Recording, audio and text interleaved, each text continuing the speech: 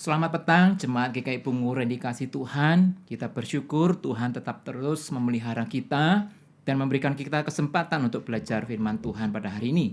Nah, saudara, sebelum kita membaca merenungkan firman Tuhan, saya mengajak kita semuanya untuk berdoa. Terima kasih Tuhan untuk kesempatan Engkau masih memberikan kehidupan kepada kami dan menolong kami untuk kami boleh bertumbuh, khususnya ketika kami membaca dan merenungkan bagian firman-Mu. Kiranya firman-Mu terus memberikan inspirasi, tidak henti-hentinya Engkau berbicara kepada kami, dan kami merespon dengan tepat. Dan kiranya firman-Mu menyegarkan jiwa kami, mendorong kami untuk menjadi murid-murid Tuhan yang lebih baik dari hari ke hari. Berkati kami Tuhan, kami berdoa dalam nama Tuhan Yesus. Amin. Nah, saudara, firman Tuhan hari ini diambil dari Ibrani pasal 11 ayat 23 hingga ayat 27. Ibrani 11 ayat 23 hingga 27 demikian firman Tuhan. Karena iman maka Musa setelah ia lahir disembunyikan selama 3 bulan oleh orang tuanya. Karena mereka melihat bahwa anak itu elok rupanya dan mereka tidak takut akan perintah raja. Karena iman maka Musa setelah dewasa menolak disebut anak putri Firaun. Karena ia lebih suka menderita sengsara dengan umat Allah daripada untuk sementara menikmati kesenangan dari dosa. Dia menganggap penghinaan karena Kristus sebagai kekayaan yang lebih besar daripada semua harta Mesir, sebab pandangannya ia arahkan kepada upah. Karena iman maka ia telah meninggalkan Mesir dengan tidak takut akan murka raja, ia bertahan sama seperti ia melihat apa yang tidak kelihatan. Nah, semakin jauh pembacaan firman Tuhan yang berbahagia, setiap kita yang membaca dan memelihara firman di dalam kehidupan kita sehari-hari. Nah, jemaat yang kasih Tuhan, firman Tuhan pada hari ini saya berikan tema saat Allah mengganggu hidup kita. Saat Allah mengganggu hidup kita. Nah, saudara kasih Tuhan, tema ini mungkin mengganggu juga pikiran kita, tapi mari kita lihat apa yang saya maksud dengan hal ini. Nah, saudaraku, pada tahun 1998, Disney membuat sebuah film animasi yang berjudul Mulan. Kisah Mulan ini sebenarnya diawali oleh sebuah karya sastra, yaitu puisi pada sekitar abad 5 atau 6 Masehi dari Tiongkok yang berjudul Ballad of Mulan. Nah, puisi ini menceritakan kisah seorang gadis yang berperan menjadi seorang pria untuk menggantikan papanya yang sudah tua untuk pergi berperang.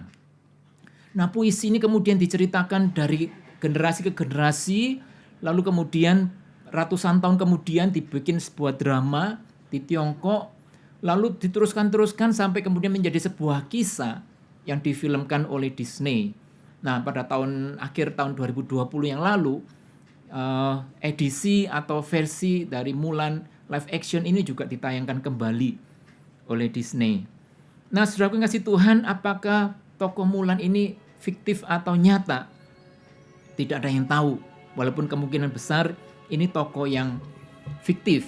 Nah, tetapi yang menarik bagi saya dan menarik perhatian saya adalah lagu yang menjadi theme song film ini.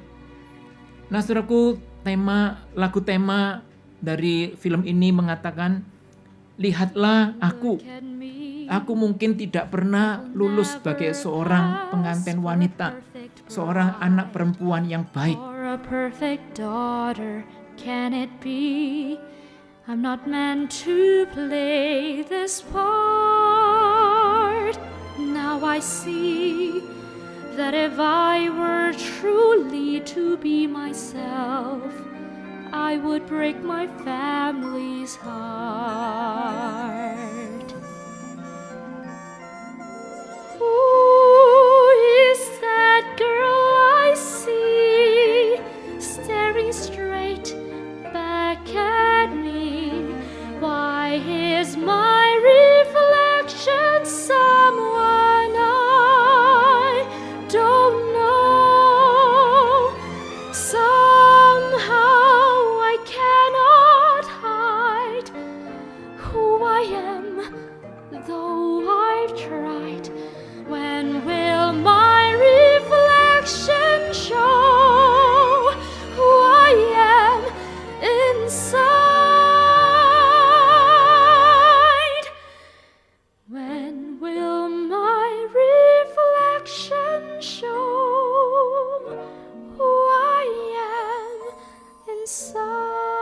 Nah, jemaat yang dikasih Tuhan, ini puisi yang sangat menarik sekali, menceritakan perjuangan si Mulan. Akhirnya setelah dia berperang menggantikan ayahnya untuk berperang selama 12 tahun, dia pulang dan menemui bahwa dirinya adalah seseorang yang lain, seseorang yang tidak digariskan sama dengan gadis-gadis pada umumnya.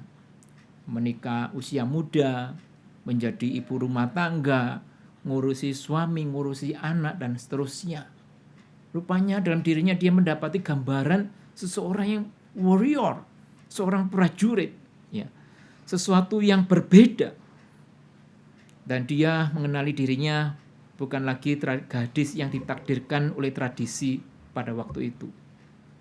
Nah, saudaraku, puisi ini menggambarkan sebuah kegelisahan, kebingungan, bahwa ternyata dia melihat ada seseorang yang lain di dalam dirinya yang selama ini tersembunyi dan yang berbeda dengan ekspektasi orang lain, masyarakat, bahkan juga mungkin berbeda dari ekspektasi keluarganya.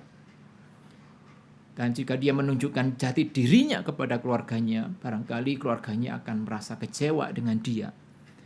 Nah, saudaraku, kisah Mulan ini kemudian diakhiri dengan satu kalimat dalam film Disney itu, bunga yang mekar di dalam kesulitan adalah yang paling langka dan indah dari semuanya.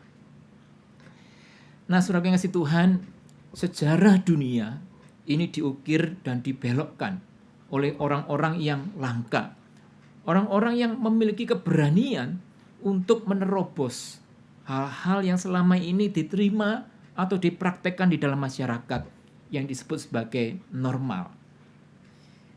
Para penerobos ini melihat ada sesuatu yang harusnya berbeda, maka mereka membelokkan arah sejarah.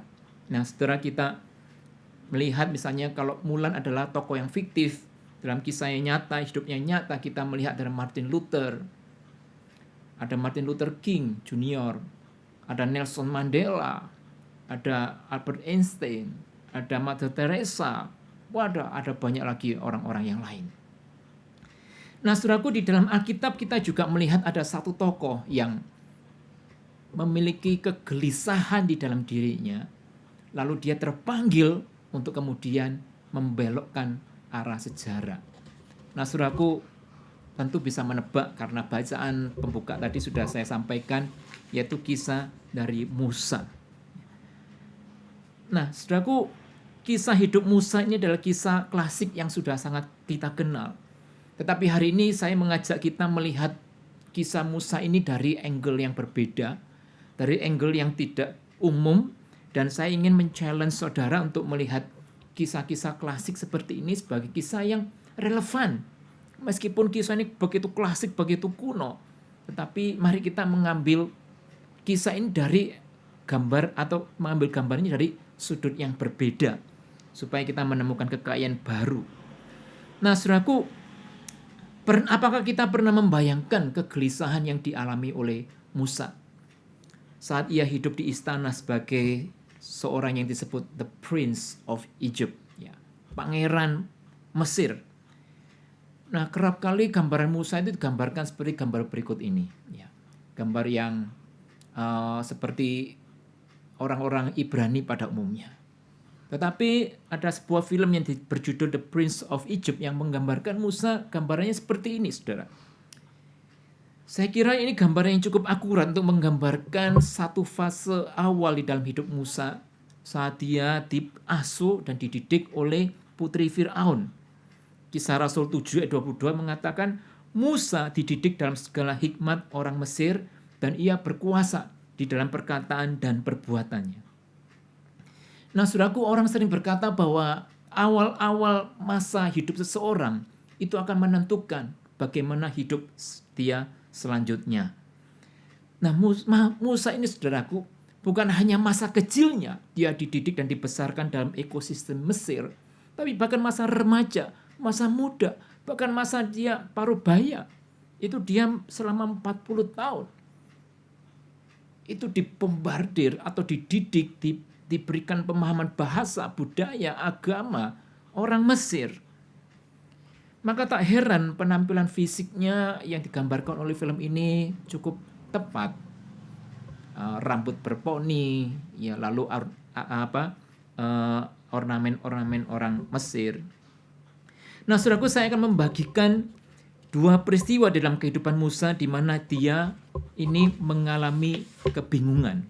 Nah, pertama, saudaraku, saat dia mengunjungi saudara-saudaranya dan kemudian dia membunuh orang Mesir. Nah, saudara bayangkan, dia orang yang sudah nyaman tinggal di istana, makan enak, tidur enak, gizi terjamin, pendidikan terjamin, tidak ada lagi yang kurang di dalam hidupnya. Kenyamanan dan keamanan hingga anak cucu ini terjamin. Lalu, saudaraku, pernah nggak bertanya, mengapa tiba-tiba dia punya keinginan untuk menjumpai saudara-saudaranya yang ada di luar istana? Nah, saudaraku, kita perlu tidak terlalu naif untuk kita berpikir kalau saya jadi Musa, saya akan melakukan hal yang sama. Nah, saya kira saudaraku yang kasih Tuhan, kalau saya kira saya lebih senang untuk memilih tinggal di istana, ya, bersama dengan mama tiri saya, yaitu si putri Firaun. Nah, saudaraku, sangat boleh jadi kita akan memilih untuk tinggal nyaman di Mesir sambil berkata, sudahlah, aku melupakan apa yang di belakangku. Aku melupakan masa laluku. Aku melupakan bahwa aku adalah orang Ibrani. Aku saat ini adalah orang Mesir. Dan mengapa aku mesti repot ngurusi urusan orang lain? Nah, saudaraku, ini tidak terjadi dalam diri Musa. Dan kalau saya membayangkan, saya mau bikin film Musa, bagaimana saya membayangkan ada sebuah adegan di mana Musa menatap, katakanlah sumur atau permukaan air, dan dia melihat refleksi di dalam dirinya, sama seperti kisah Mulan tadi. Nah, mungkin dia akan menyanyinya akan demikian, saudara. Who is that man I see, staring straight back at me? Why is my reflection someone I don't know? Somehow I cannot hide who I am, though I've tried. When will my reflection show who I am inside?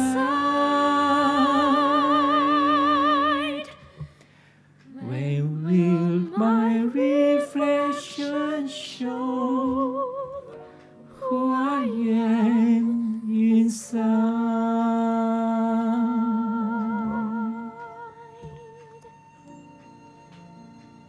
Saudara yang kasih Tuhan, Allah mengganggu hidupnya Musa. Dia sudah punya hidup yang nyaman, tenang bersama dengan saudara-saudaranya, bersama dengan mama tirinya. Kini dia menjadi gelisah.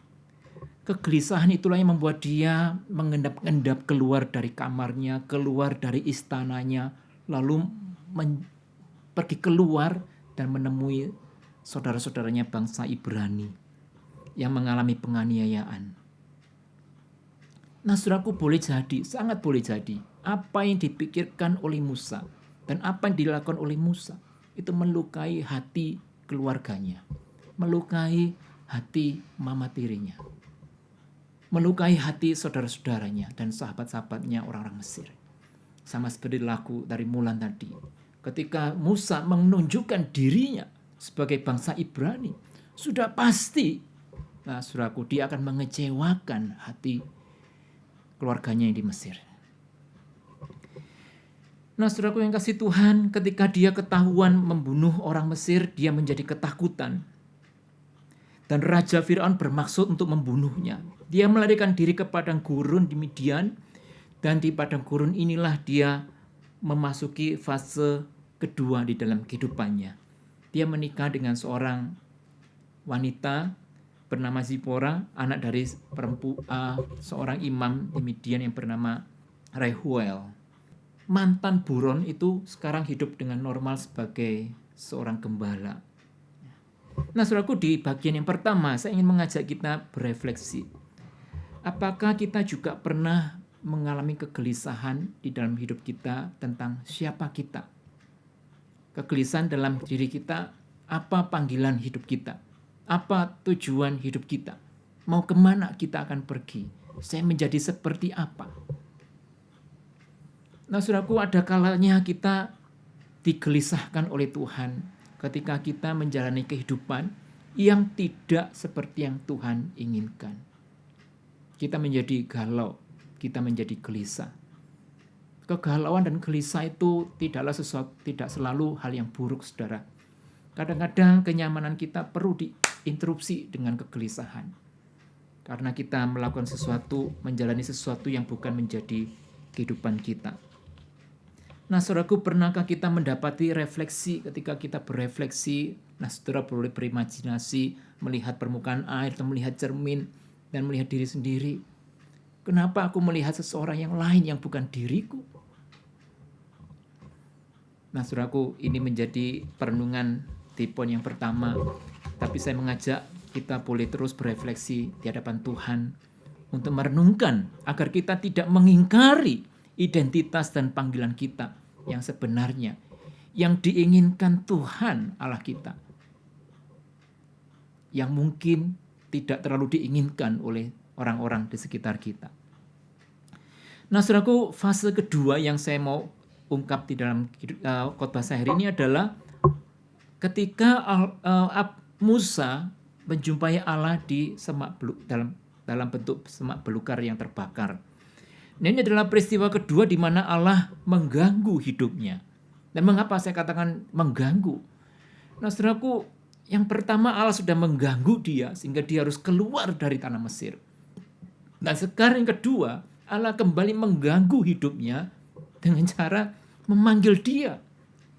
Memanggil dia dengan berkata, jadi sekarang pergilah, aku mengutus engkau kepada Fir'aun untuk membawa umatku orang Israel keluar dari Mesir. Nah, saya kira saudaraku, Musa ini hidupnya sudah nyaman. Katakanlah memang dia nggak makan enak-enak kayak dulu di istana. Tetapi kini dia sudah punya istri, punya 2 anak. Sudah hidupnya enak, paling tidak sudah sejahtera. Lalu kini Allah kembali mengganggu hidupnya dengan menyuruh dia kembali ke saudara-saudaranya. Nah, saudaraku yang kasih Tuhan, namun demikian urusan Allah dengan Musa ternyata tidak melulu berkaitan dengan soal identitas dan panggilan hidupnya. Rupanya Allah ini juga harus berurusan dengan sesuatu yang lain di dalam diri Musa yang saya sebut dengan mental block. Apa itu mental block? Mental block adalah sebuah pikiran atau cara berpikir dari seseorang tentang dirinya sendiri yang menghalangi dia menjadi seseorang yang seharusnya. Menjadi seseorang yang seharusnya terhalangi oleh yang namanya mental block. Nah, mental block inilah yang menjadi akar perdebatan antara Allah dengan Musa. Keluaran pasal 3 dan 4 ini menggambarkan bagaimana Allah dan Musa ini berdebat, ya. Berdebat tentang Musa tidak bersedia untuk diutus. Dia mengatakan, siapakah aku ini? Ya, aku ini siapa sih Tuhan? Maka aku menghadap Firaun dan membawa umat Israel keluar dari Mesir. Aku ini bukan siapa-siapa. Lalu bagian yang kedua, bagaimana jika mereka tidak percaya kepadaku dan tidak mendengar perkataanku? Nah, di sini berdebat kembali, ya. Lalu yang berikutnya, Tuhan, aku ini nggak pandai bicara. Dahulu pun tidak. Sejak engkau berfirman kepada hambamu pun tidak. Sebab aku ini berat mulut dan berat lidah. Jangan tanya saya beratnya berapa, ya. Tetapi dia itu sulit untuk berkata-kata. Bahkan jauh lebih bagus adalah si abangnya yang lebih pandai berbicara. Lalu yang terakhir dia mengatakan, Tuhan, ya, utuslah kiranya siapa saja yang patut kau utus. Ya, lihat, ya, kemanapun Musa berlari itu Allah mengejar. Ya, sampai akhirnya dia tersudut. Ketika dia tersudut, ya, akhirnya udah jangan utus aku, utuslah orang lain yang lebih patut engkau utus. Nah, saudara yang kasih Tuhan, menjalani panggilan Tuhan itu tidak pernah mudah. Musa itu meskipun dia akhirnya terkenal sebagai nabi yang besar, bahkan the greatest prophet ever, nabi yang terbesar yang pernah ada, akan tetapi jalan yang dia harus hadapi itu tidak mudah, saudara. Dia mengalami banyak hal yang harus dia perbaiki di dalam dirinya. Nah, saudaraku, jangan juga kita mengira setelah kita percaya kepada Tuhan dan diselamatkan, lalu kehidupan kita sudah secara plong ya, secara main sulap kita menjadi seperti yang Tuhan kehendaki. Kenyataannya tidaklah seperti itu. Bukan karena iman kita kurang kuat, bukan karena kuasa Tuhan kurang besar, bukan karena iman kita kurang tinggi, bukan karena Kristus belum ada di dalam diri kita.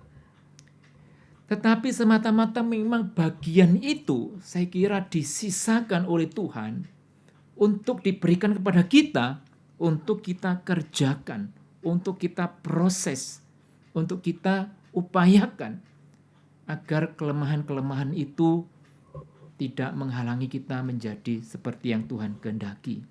Saudara dikasih Tuhan, berapa banyak dari antara kita ketika kita dipercaya dengan tanggung jawab yang baru dan sulit, kita menolak dengan alasan tidak bisa, tidak berbakat, tidak sanggup, sulit. Saya bukan mengatakan bahwa kita melakukan sesuatu yang tidak mungkin ya. Manusia memang tidak mungkin terbang, manusia tidak mungkin bisa melihat saat dia buta, manusia tidak mungkin bisa bernafas tanpa udara dan seterusnya. Tetapi saya mengatakan bahwa kita melakukan sesuatu yang sebenarnya kita bisa atau kita mungkin bisa. Namun gara-gara kita punya namanya mental block, itu yang menghalangi kita dan yang membuat yang tadinya mungkin menjadi tidak mungkin. Saya tidak bisa memimpin.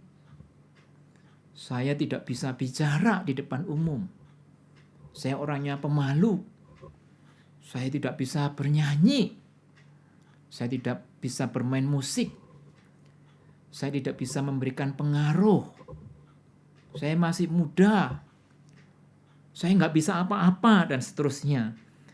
Nah, saudaraku, sebenarnya memang membedakan antara mana yang tidak mungkin bisa kita lakukan dengan mana yang mungkin bisa kita lakukan.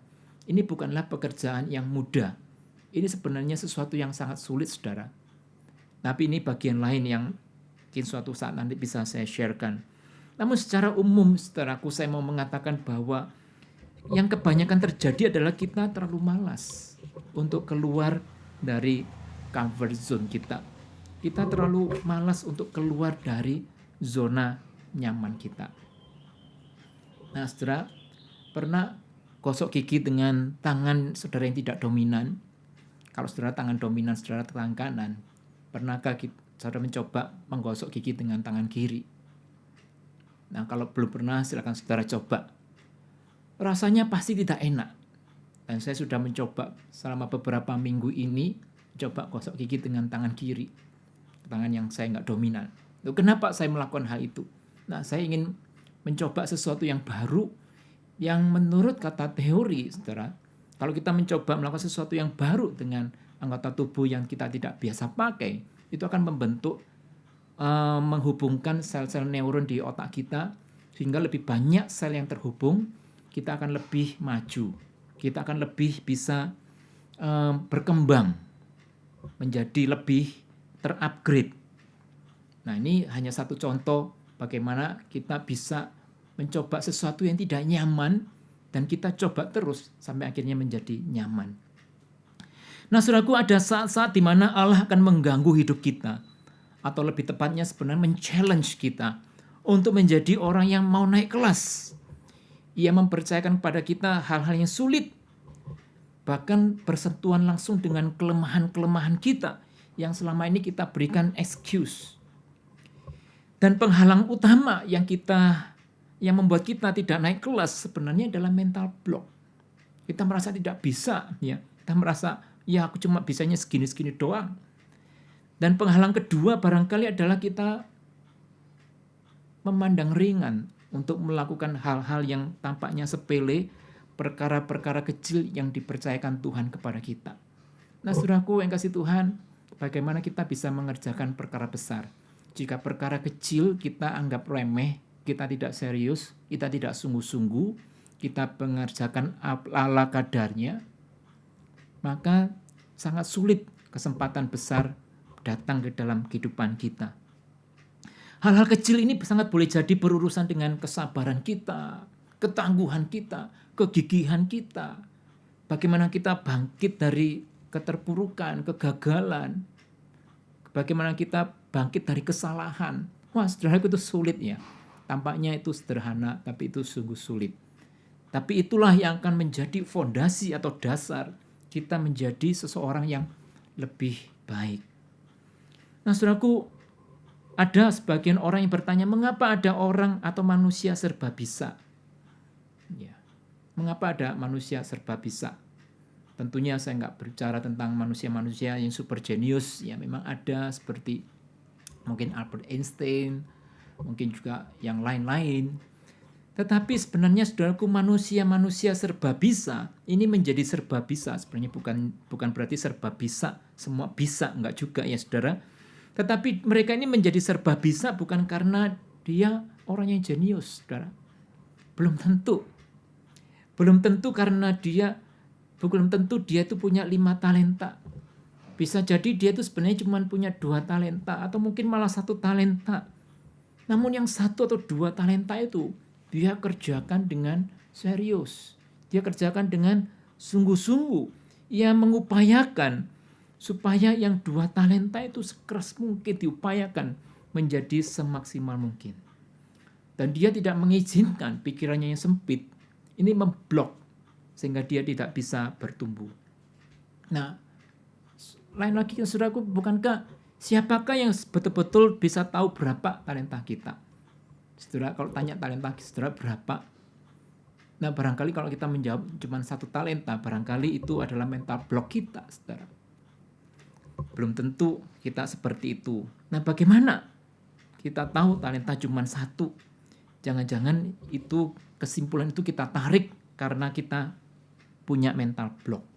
Nah, saudaraku, di dalam kitab Alkitab kita, selain Musa ada beberapa kisah yang menggambarkan Allah berurusan dengan mental block dari umatnya. Misalnya Rasul Petrus, dia mengalami mental block ketika Allah membuka matanya, betapa dia mengasihi orang-orang bukan Israel. Selama ini dia terblok.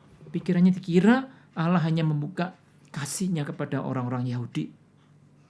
Lalu Timotius yang memiliki mental block rendah diri karena dia merasa masih muda.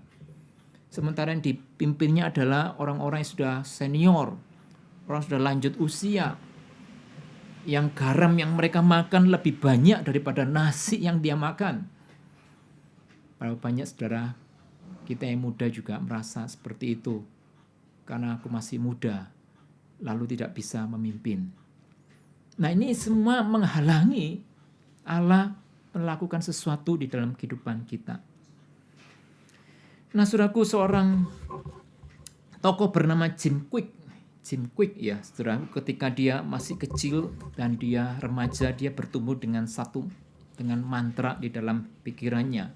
Mantra itu berkata, I'm so stupid, I can't understand, I'm too dumb to learn. Terlalu bodoh untuk belajar sesuatu. I'm too slow, aku terlalu lamban. Nah, rupanya pada waktu dia kecil, saudaraku, dia pernah mengalami kecelakaan. Dan ketika kecelakaan itu ada pendarahan, ada cedera di otaknya, yang kemudian mamanya berkata, sejak kamu dioperasi, kamu tidak lagi sama seperti sebelum operasi. Ia mengalami sulit belajar, tidak bisa konsentrasi, tidak bisa membaca, tidak bisa mengingat. Guru-guru di sekolah tidak pernah berharap dia mengerti banyak. Dia sering dibully bukan hanya oleh teman-temannya, tetapi bahkan juga oleh guru-gurunya. Suatu hari ketika dia ada di bangku SD, elementary, seorang gurunya merasa frustrasi dengan kelambanan dia untuk menangkap materi. Saking kesalnya akhirnya si guru menunjuk Jim ini dan berkata, "That's the boy with the broken brain." That's the boy with the broken brain. Itulah anak laki-laki. Itu anak laki-laki dengan otak yang rusak. Nah, saudaraku, ungkapan atau pernyataan si guru ini betul-betul melukai hatinya, melukai harga dirinya, dan dia bertumbuh menjadi anak yang punya mental block yang sangat besar sekali. Nah, saudaraku, sebelum kemudian kalau saudara melihat kisahnya, dia berjuang mengatasi mental blocknya itu dan bisa menjadi seperti saat ini. Jika saudara tertarik dengan kisahnya, silakan saudara bisa melihat banyak sekali di Google, banyak sekali juga di YouTube yang menceritakan kisah ini, Jim Kwik ini secara keseluruhan. Tetapi ada satu catatan yang saya mau garis bawahi, saudaraku. Kita semua ya, tidak peduli orang Kristen atau non-Kristen, memiliki mental block yang harus kita kenali, harus kita spot dan kita kerjakan. Dan jika kita dapat mengenalinya dan mengerjakan sungguh-sungguh, mengerjakan apa yang menjadi kelemahan kita, mengerjakan apa yang menjadi mental block kita, maka seperti Rasul Paulus mengatakan, di dalam rumah yang besar bukan hanya terdapat perabot dari emas dan perak, melainkan juga dari kayu dan tanah.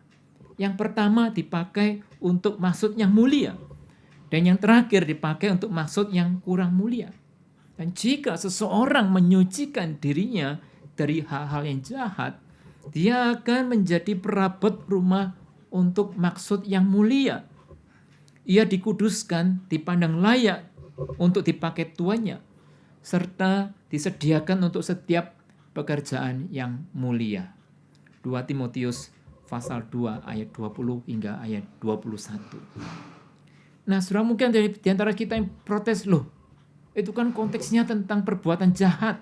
Nah, kejahatan apa yang saya lakukan? Maka saya akan kembalikan dengan pertanyaan demikian.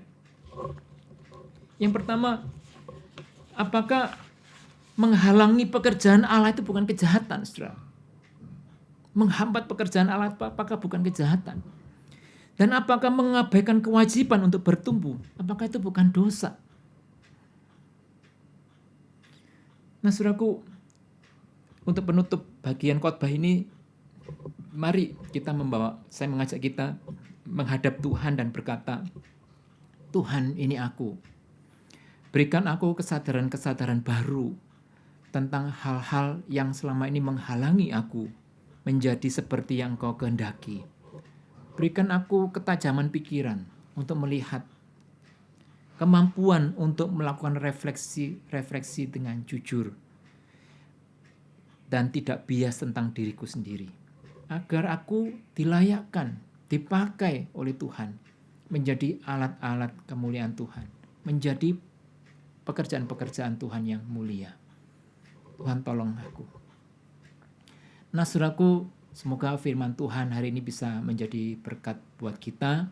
Kita akan melanjutkan nanti di dalam diskusi di dalam PA kita dengan contoh-contoh hidup yang lebih praktis, lebih relevan di dalam keseharian kita. Semoga Tuhan menolong kita berkarya dalam hidup kita. Mari kita berdoa. Terima kasih Tuhan untuk tokoh Musa yang Kau panggil menjadi hamba-Mu, yang Kau ganggu hidupnya, Engkau usik kenyamanan dia tinggal di istana sebagai seorang putra Firaun, yang Kau usik hidupnya dari pekerjaan sebagai seorang gembala, karena Engkau menghendaki sesuatu yang baru, yang berbeda dari panggilan hidupnya. Dan ketika dia menunaikan tugas panggilan hidupnya, dia punya banyak mental block. Dan Engkau berurusan dengan Musa sebelum Engkau memanggil dia menjadi alat yang efektif. Demikian juga dengan kami Tuhan, kiranya kisah Musa ini menjadi refleksi buat kami. Betapa kami pun juga bisa jadi kami terlalu nyaman dengan kehidupan kami. Gelisahkan kami Tuhan, bingungkan kami dengan apa yang menjadi kehendak-Mu, supaya kami boleh sadar tentang kekeliruan-kekeliruan kami. Demikian juga gelisahkan kami Tuhan dengan comfort zone kami yang kami jaga dan kami pelihara dengan begitu rapat, tetapi menghalangi kami menjadi pribadi yang Tuhan kehendaki. Sehingga kami tidak dipakai untuk pekerjaan-pekerjaan yang lebih mulia. Karena kami banyak memberikan excuse untuk kelemahan-kelemahan kami sendiri. Berkati Tuhan, firman Tuhan hari ini kiranya berbicara kepada kami, baik kami yang berbicara menyampaikan firman Tuhan maupun kami yang mendengarkan. Kami berdoa di dalam nama Tuhan kami Yesus Kristus. Amin.